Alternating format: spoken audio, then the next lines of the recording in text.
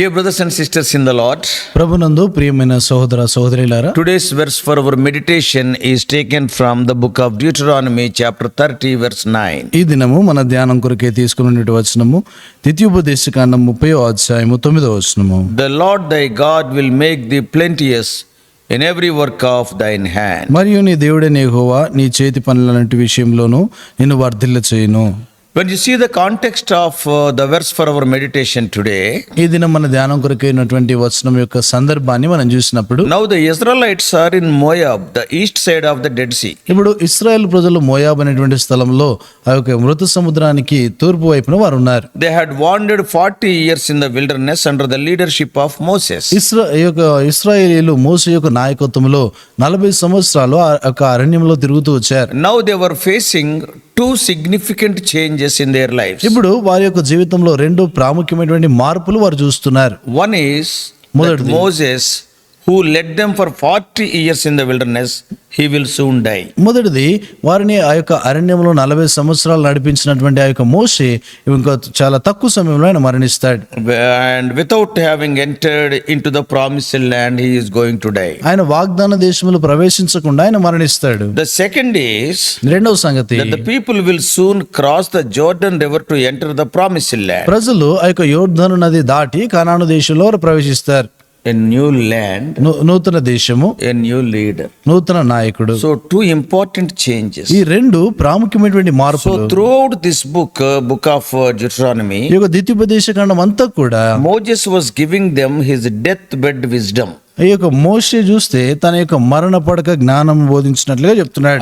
So his wise words, what he learned throughout his lifetime. తన జీవితకాలం అంతా కూడా తాను నేర్చుకుంటూ వచ్చినటువంటి ఆ జ్ఞానం కలిగిన మాటలను వారికి బోధిస్తున్నాడు. In chapter 28, 28వ అధ్యాయంలో the first 14 verses, Moses promised blessings if the Israelites would obey God's commandments. మొదటి 14 వచనాల్లో ఇశ్రాయేలు ప్రజలు దేవుని యొక్క ఆజ్ఞలకు విధేయత చూపించడం ద్వారా వారు పొందేటువంటి ఆశీర్వాదాలను గురించి ఆయన చెప్పాడు. And then from verses 15 to 68, తర్వాత 15వ వచనం నుండి 68వ వచనం వరకు he warned them of the consequences of disobedience. దేవునికి అవిధేయత చూపించడం ద్వారా వచ్చేటువంటి పరిణామాలను గురించి వారిని And హెచ్చరించాడు. when we come to chapter 29, మనం 29వ అధ్యాయానికి వచ్చేసరికి he called them for a renewal of the covenant with the Lord Jehovah. యెహోవా దేవునితో కూడా వారి యొక్క నిబంధన సంబంధమైన నవీనత్వానికి వారిని పిలిచాడు. And he reminded them of the miraculous journey that they had taken from Egypt to Moab. వారు ఐగుప్తు నుండి మోయాబు వరకు వారు చేస్తూ వచ్చినటువంటి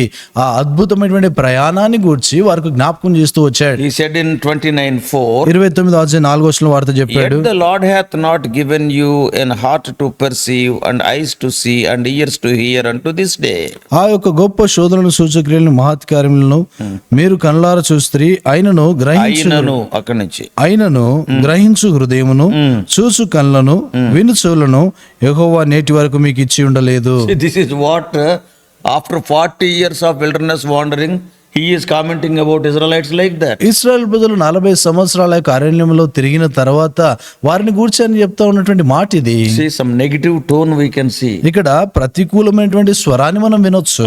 Much of the chapter 29 had that negative sort of tone. ఇక 29వ అధ్యాయంలో చూస్తే ఎక్కువ శాతము ఈ యొక్క ప్రతికూలమైనటువంటి ఆ యొక్క స్వరాన్ని మనం చూస్తాము. He reminded them the idolatry of the nations around them. వారి చుట్టూ ఉన్నటువంటి దేశాల యొక్క విగ్రహారాధన గురించి వారికి జ్ఞాపకం చేశాడు. And warned that the Lord would punish all the idolaters. దేవుడు ఈ యొక్క విగ్రహారాధికులను అందరినీ కూడా ఆయన శిక్షిస్తాడనే వారిని హెచ్చరించాడు. And later he concluded on a more positive note in 29:29. తర్వాత 29వ అధ్యాయం 29వ వచనంలో ఎంతో అనుకూలమైనటువంటి మాటలతో దాన్ని ముగిస్తా ఉంటాడు. What he says? ఆయన ఏమన్నాడు? The secret things belong to the Lord our God, but the things that are revealed belongs to us and our children forever, that we may do all the words of this law. రహస్యములు మన దేవుడైన యెహోవాకు చెందును, అయితే మనము ఈ ధర్మశాస్త్ర వాక్యములన్నిటిని అనుసరించి నడుచుకున్నట్లు బయలుపరచబడినవి ఎల్లప్పుడూ మనవియు మన సంతతి వారియు నగునని చెప్పెను. Then when we come to chapter 30, ఆ తర్వాత 30వ అధ్యాయానికి వచ్చినప్పుడు he began by telling them to return to the Lord in verse 2.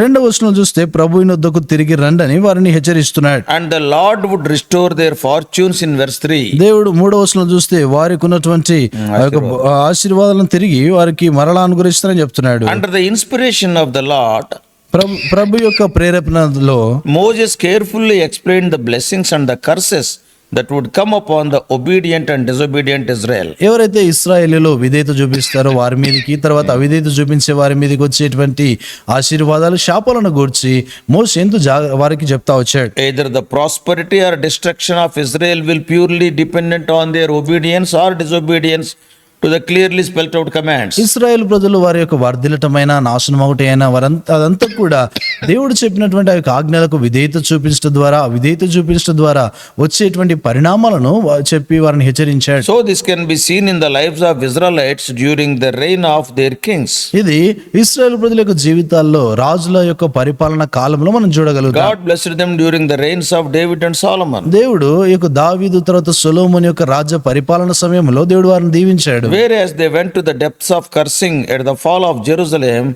as some ungodly kings despised his commands. ఇక్కడ చూస్తే భక్తిహీనమైనటువంటి రాజులు దేవుని యొక్క ఆజ్ఞలకు అతిక్రమించి ఒక యెరూషలేము పాడవటానికి వారు కారణమవుతూ వచ్చారు. And at that time we all know they have seen these curses. మనకందరికి తెలుసు ఆ సమయంలో వీరు ఈ యొక్క శాపాలన్నిటిని కూడా చూస్తూ So in వచ్చారు. the verse for our meditation today, ఈ దినం మన ధ్యానం కొరకైనటువంటి వచనంలో the Lord was promising them to make plenteous. దేవుడు వారిని వర్ధిల్ల చేస్తానని ఆయన చెప్తున్నాడు. For most of the chapter 29, 29వ అధ్యాయం అంతట్లో కూడా as we saw just now, మనం ఇప్పుడే చూసినట్లుగా Moses' tone was almost negative. మోషే యొక్క స్వరము చూస్తే అదెంతో ప్రతికూలంగా ఉండింది, ప్రతికూలం అంటే తిట్టినట్టు ఉండింది. తిట్టినట్టు ఉండింది. Warning Israel of the consequences of disobedience. ఈ యొక్క అవిధేయత చూపించడం ద్వారా వచ్చేటువంటి పరిణామాలను గురించి ఇశ్రాయేల్ ప్రజలను హెచ్చరిస్తూ వచ్చాడు. And he called them to obedience. ఆ ఇంకా విధేయత చూపించినట్లుగా పిలిచాడు. But now Moses holds out hope that the Israelites will be obedient to enjoy the Lord's blessings. అయితే ఇశ్రాయేల్ ప్రజలు దేవుని యొక్క ఆశీర్వాదాలను పొందటానికి ఇప్పుడు విధేయత చూపిస్తారని ఈ యొక్క మోషే ఇంకా ఎంతో ఓర్పుతో ఆయన చెప్తున్నాడు. And verse 9 almost repeats the blessings promised in chapter 28 verses 3 to 7. 28వ అధ్యాయంలో 3 నుండి 7 వరకు ఉన్నటువంటి అవే మాటలను మరలా 9వ వచనం మనం ఇక్కడ చూస్తున్నాం. The blessings in the cities and in the field, పట్టణములోను తర్వాత పొలములోను ఆశీర్వాదం, fruit of their bodies, fruit of their ground, తర్వాత వారి యొక్క గర్భఫలము, తర్వాత వాళ్ళ యొక్క నేల నుండి వచ్చేటువంటి ఆశీర్వాదం, fruit of their animals, తర్వాత పశు సంపద, the increase of livestock, తర్వాత ఆ యొక్క పశువుల యొక్క and the విస్తీర్ణం, young of their flocks, తర్వాత వాళ్ళ యొక్క మందల్లో ఎంతో ఆశీర్వాదం, and blessings on the basket and the kneading bowl. తర్వాత ఆ యొక్క పెండి పిసుకు తొట్టి, తర్వాత ఆ యొక్క గంప దీవించబడును. So they include the blessings they enjoy when they came in and go out. వారు బయటికి లోపలికి వచ్చినప్పుడు దీవింపబడతారు, వెలుపలికి వెళ్ళినప్పుడు దీవింపబడతారు. Time and again it was repeated that they will receive these blessings only if they observe the Lord's commandments. మరలా ఈ యొక్క సంగతి వారికి చెప్పబడింది ఏంటంటే ఎప్పుడైతే వారు దేవుని యొక్క ఆజ్ఞలకు విధేయత చూపిస్తారో అప్పుడు వారు ఆశీర్వాదాలు పొందుతారని వారికి చెప్పబడింది. That's why the word if is very important here. అందుకొరకే ఇక్కడ అయితే అనేటువంటి మాట చాలా ప్రాముఖ్యమైనటువంటిది. What does it mean? దాని అర్థం ఏంటి? Blessings are plentiful, ఆ యొక్క ఆశీర్వాదాలు సమృద్ధిగా ఉన్నాయి. but the plentiful blessings are dependent on their obedience, that is they are conditional. అయితే సమృద్ధి అయినటువంటి ఆశీర్వాదాలు వారి యొక్క విధేయతపై ఆధారపడిందంటే అది షరతుతో ఉన్నటువంటి ఆశీర్వాదం. He asked them to turn to the Lord their God with all their heart and with all their soul in verse 10. 10వ వచనంలో చూస్తే వారిని తమ యొక్క పూర్ణ హృదయముతోను పూర్ణ మనసుతోను దేవుని వైపు మల్లుకోవాలని వారిని హెచ్చరించాడు. What does it mean? దాని అర్థం ఏంటి? Yeah, the Lord is looking for more than just complying with the law. దేవుడు ఈ యొక్క ధర్మశాస్త్రాన్ని వెంబడించే దానికంటే కూడా అధికంగా వారిని కోరుతున్నాడు. He is not simply satisfied because they are complying with the law. వారు ధర్మశాస్త్రమును అంటే వెంబడించినటువంటి దాన్ని బట్టి ఆయన తృప్తి చెందడం లేదు. The Lord wants these people to give him their hearts and their souls. అయితే దేవుడు వారి యొక్క ప్రాణములు తర్వాత వారి యొక్క హృదయములు ఆయనకు ఇవ్వాలని ఆయన కోరుతున్నాడు. That is the very essence of their lives he wants. అంటే దాని యొక్క అర్థం ఏంటంటే వారి యొక్క జీవితానికి మూలాన్ని ఆయన కోరుతున్నాడు. In the New Testament also Jesus Christ said the same in Matthew 22:37. క్రొత్త నిబంధనలో కూడా యేసుక్రీస్తు ప్రభువారు మత్తయి సువార్త 22వ అధ్యాయం 37లో ఆయన అంటాడు, Thou shalt love the Lord thy God with all thy heart and with all thy soul, with all thy mind. నీ పూర్ణ హృదయముతోను నీ పూర్ణ ఆత్మతోను నీ పూర్ణ మనసుతోను నీ దేవుడైన ప్రభును And ప్రేమింపవలనంటే in verse 38, 38లో the Lord said this is the first and great commandment. ఇది ముఖ్యమైనది మొదటిది ఉన్నది అని అంటున్నాడు. Therefore obedience to his word is the prime duty of any believer believer to be blessed abundantly by the Lord. కాబట్టి ప్రతి ఒక్క విశ్వాసి దేవుని చేత సమృద్ధిగా ఆశీర్వదించబడటానికి విధేయత ఎంతో ప్రాముఖ్యమైనటువంటిది. Obey is better than sacrifice was a slogan of the prophet Samuel. సమూయేలు యొక్క నినాదమై ఉండవలసినటువంటి మాట ఈ యొక్క విధేయత చూపించుట బలి అర్పించుట కంటే కూడా శ్రేష్టము. So cultivate obedience through building intimacy with God. దేవునితో కూడా ఈ యొక్క సన్నిహితత్వాన్ని పెంచుకున్నట్టు ద్వారా ఈ యొక్క విధేయతను ఇంకా అధికపరుచుకుంటూ రావాలి. Obedience is a choice we make. ఈ యొక్క విధేయత అనేటువంటిది మనం చేసుకున్నటువంటి ఒక ఎంపిక లాంటిది. So before I close, నేను ముగించడానికి మునుపు I want to ask you a question. నేను మిమ్మల్ని ఒక ప్రశ్న అడగాలనుకుంటున్నాను. Are you obeying His word in your day-to-day life? నీ యొక్క అనుదిన జీవితంలో దేవుని యొక్క మాటకు విధేయత చూపిస్తున్నావా? Maybe in your personal life, అది నీ వ్యక్తిగత జీవితంలో కావచ్చు, maybe at home or at workplace, లేకపోతే ఇంటిలో కావచ్చు, తర్వాత పనిచేసే స్థలంలో or కావచ్చు, even in the local church. తర్వాత స్థానిక సంఘంలో కావచ్చు. Do you know why you are not enjoying His blessings in spite of doing much work for Him? నువ్వు దేవుని కొరకు ఎంతో పని చేసినా కూడా ఎందుకు నువ్వు ఆశీర్వాదం పొందటం లేదో నీకు తెలుసా? Remember, your service to the Lord is not substitute for your obedience. ఈ యొక్క నువ్వు దేవునికి చేసేటువంటి ఆ యొక్క పని నీ యొక్క విధేయతకు అది ఒక బదులుగా ఉన్నటువంటి సంగతి కాదు. Because I am working for God, I can live as I like. Never say. నేను దేవుని కొరకు పని చేస్తూ ఉన్నాను కనుక నా ఇష్టానుసారంగా జీవించొచ్చానని చెప్పలేము. Examine your life. నీ జీవితాన్ని పరీక్షించుకో. If you see any failure in any area of your life in obeying, నీవు విధేయత చూపించడంలో నీ జీవితంలో ఏ విషయం ఎందైనా కూడా అది పొరపాటుగా ఉంటే, if you are not obeying the clear and revealed principles, దేవుడు ఆయనతో బయలుపరిచినటువంటి స్పష్టమైన బయలుపరచబడినటువంటి ఆ యొక్క చిత్తానికి నువ్వు లోబడకపోతే, please confess your condition. నీ పరిస్థితిని ఆయన ఎదుట ఒప్పుకో. Then the blessings of the Lord will flow into your life. అప్పుడు దేవుని యొక్క ఆశీర్వాదాలు నీ జీవితంలోనికి అవి ప్రవహిస్తాయి. Don't continue in disobedience. ఆ యొక్క అవిధేయత స్థితిలోనే కొనసాగకు. Be blessed. ఆశీర్వదించబడు. Confess your disobedience and enjoy His blessing. నీ యొక్క అవిధేయతను ఒప్పుకొని ఆయన యొద్ద నుండి ఆశీర్వాదాలు Today, why many of the Christian workers are not being blessed though they work day and night? ఈ దినాల్లో చూస్తే ఎంతో మంది క్రైస్తవ పని చేసేటువంటి వారు దివారాత్రులు పనిచేస్తున్నా కూడా ఎందుకు దీవించబడడం In లేదు? some of the areas of their lives, they are not obeying. తమ జీవితాల్లో కొన్ని భాగాల్లో వారు దేవునికి విధేయత చూపించడం They లేదు. know it, వారికి తెలుసు అది. but they are not willing to leave that particular sin. అయితే ఆ ప్రత్యేకమైనటువంటి పాపాన్ని విడిచిపెట్టడానికి వారు ఇష్టపడడం లేదు. By being obedient to the Lord in some area, and if you are continually working for the Lord, that will yield no fruit. దేవుని కొరకే నువ్వు కొన్ని విషయాల్లో మాత్రమే ఆయనకు విధేయత చూపించి ఆయన పనిలో అలాగే కొనసాగుతా ఉంటే నీకు అదే ఫలాన్ని ఇవ్వదు. Tomorrow you will not get any reward also. రేపటి దినానికి బహుమానం కూడా రాదు. Obedience God is expecting. దేవుడు నీ నుండి ఆ యొక్క విధేయత కోరుతున్నాడు. May God speak to you. దేవుడు నీతో మాట్లాడను If గాక. any disobedient deed is there, known one, ఏదన్నా తెలిసినటువంటి ఆ యొక్క అవిధేయత నీలో ఉంటే yes, you may love it, నువ్వు దాన్ని ప్రేమించవచ్చు, but కానీ leave it. దాన్ని విడిచిపెట్టు. No more loving, only leaving.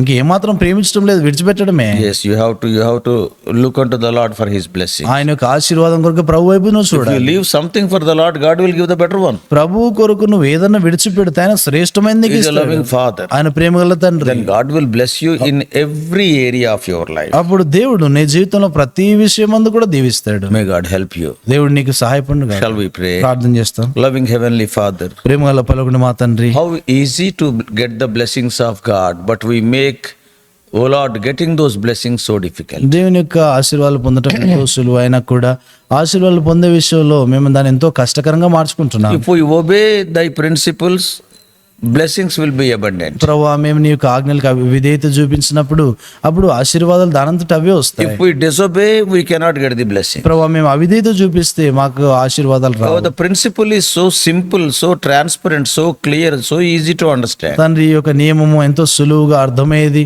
ప్రభుత్వం ఎంతో సులువుగా గ్రహింపు సఖ్యమైనటువంటి సంగతి. But many times, knowingly or unknowingly, we prefer to disobey the word of God and suffer. తండ్రి, అనేక సార్లు తెలుసో తెలియక ప్రభువా నీ యొక్క మాటకు అవిధేయత చూపించడానికి అలా చేసి ప్రభువా ఎంతో శ్రమ పడుతూ ఉంటాం. And we will be working in thy house or in thy ministry. ప్రభువా, నీ ఇంటిలో నీ పనిలో మేము పనిచేస్తూ ఉంటాము. But thank thee for speaking to us. ప్రభువా, మాతో మాట్లాడినందుకు వందనాలు. Such work will not yield any fruit or reward. తండ్రి, అటువంటి పని ఎటువంటి బహుమానం ఫలితం ఉండదు. Help us to, O Lord, separate ourselves for all the unwanted things. తండ్రి, అనవసరమైన సంగతులన్నిటి నుండి మమ్మల్ని మమ్మల్ని మేము ప్రత్యేకపరుచుకున్నట్లు సహాయపడండి. Obedience is better than our sacrifice. తండ్రి యొక్క విధేయత మా యొక్క బలి కంటే కూడా శ్రేష్టమైంది. You give preference to obedience, and many times we give preference to sacrifice. తండ్రి ప్రభుత్వాన్ని అనేక పర్యాయములను విధేయతకు తన ప్రాధాన్యతనిస్తావు, అయితే మేము బలికి ఎక్కువగా ప్రాధాన్యత ఇస్తూ I ఉంటాం. am doing that or this. నేను అది ఇది చేస్తా ఉన్నాను. We will be having superficial satisfaction. మేము ఆ పైన మాత్రం ఉండేటువంటి ఆ యొక్క ఆనందాన్ని తృప్తిని పొందుతున్నాం. Deliver us from this,